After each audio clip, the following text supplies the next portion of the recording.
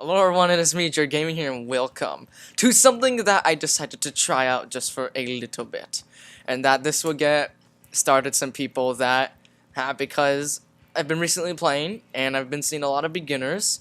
And yeah, so I'm making this video just for a little fun of it, and for also showing off stuff about the motion controls, and showing off what people think, or what you guys think would be the most fitable for you. So, without further ado, let's get started.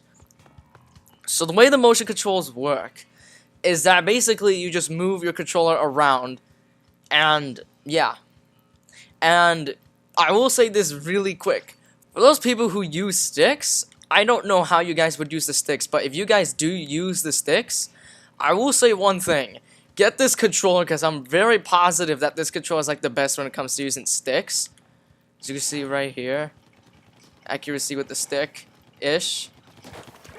But I won't talk mainly about the stick. I'm going to be mainly talking about the motion controls itself. So, let's get it started. So the way the motion controls work, guys, is it's basically simple. You just use your controller and turn it left and right.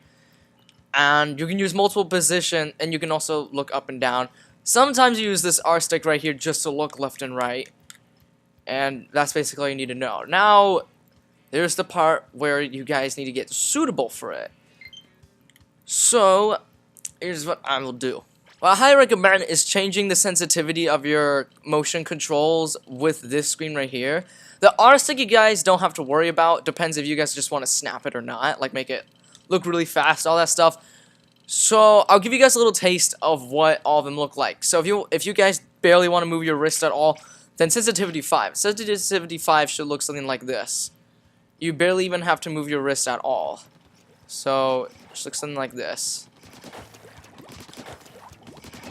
And yeah. Now, I know that you guys are wondering how the heck am I doing amazing with high sensitivity, but for personal preference, I normally don't have it at that high of a sensitivity. If you want a high sensitivity, if you guys are just like barely moving your wrist, and you just want to like ink all the stuff, so you just do this. I guess sensitivity 5 would be good for you. But for me, though, I personally have my sensitivity to somewhere very low. And if you want your sensitivity to -5, then it makes your aim a little bit more accurate, but the controller, the way you move it around, takes a lot more work, as you can see right here. So, this is going to take some getting used to. But if you want more accurate aim, then you can use motion controls -5 if you want. This does make it like a little harder to do some things though, since you kind of have to like snap to it.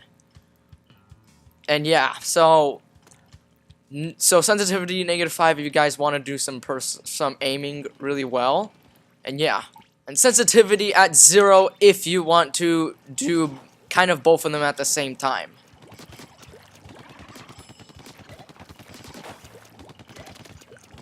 Hold up.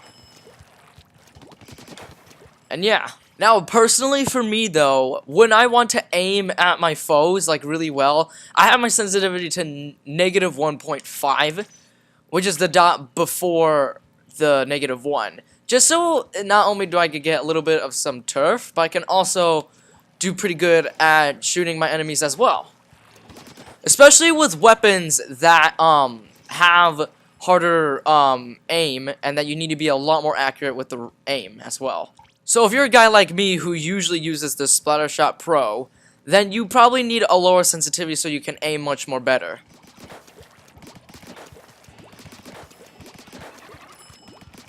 And yeah. So that's most of the stuff. Now for the R stick. The R stick is what moves the camera much more faster so that you can get a little bit more speed of your camera to it. And usually I use this if the enemies are like aside pretty far. So if the enemy was over here, you don't want to just snap your wrist over there, because that would be a little uncomfortable, especially if you have something behind you, so then you would like punch it with your elbow or something. So when you're using the R stick, just snap it, and then there you go. Now for your R stick though, I don't really care what sensitivity you pick, but if you pick sensitivity 5, it makes the, it travels the camera rather quickly. So, yeah, this is what it should look like.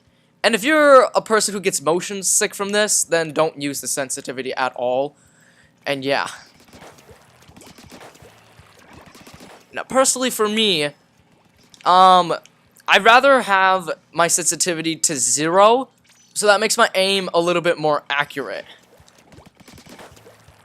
And just the same thing with the motion controls. So I could just touch it for just a little bit, and then I would also be seeing what they're doing rather than just snapping it really quickly. Now, if you for some reason want to do sensitivity -5, it would do this. Now, I don't know why you would do this sensitivity, to be honest, but maybe if you want to use your R stick instead of the motion controls, or you don't want to use motion controls at all, then maybe you can do something like -2.5 or something. I don't know.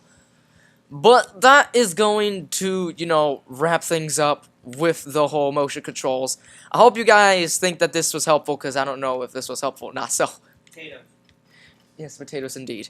So, like I said, with the motion controls, you gotta adjust it a little bit to get your own taste of what you'd like. And if you for some reason want to do my motion controls, mine is -1.5 for the motion control sensitivity, and mine is 0 for the R stick sensitivity. So that is my sensitivity, so that way I can do stuff like this. So that way I can aim a little bit more better. So if you guys thought this video was pretty helpful, and that you could do stuff like this, give it a like, share the video, subscribe to the channel, and all that jazz. I'll see you guys later.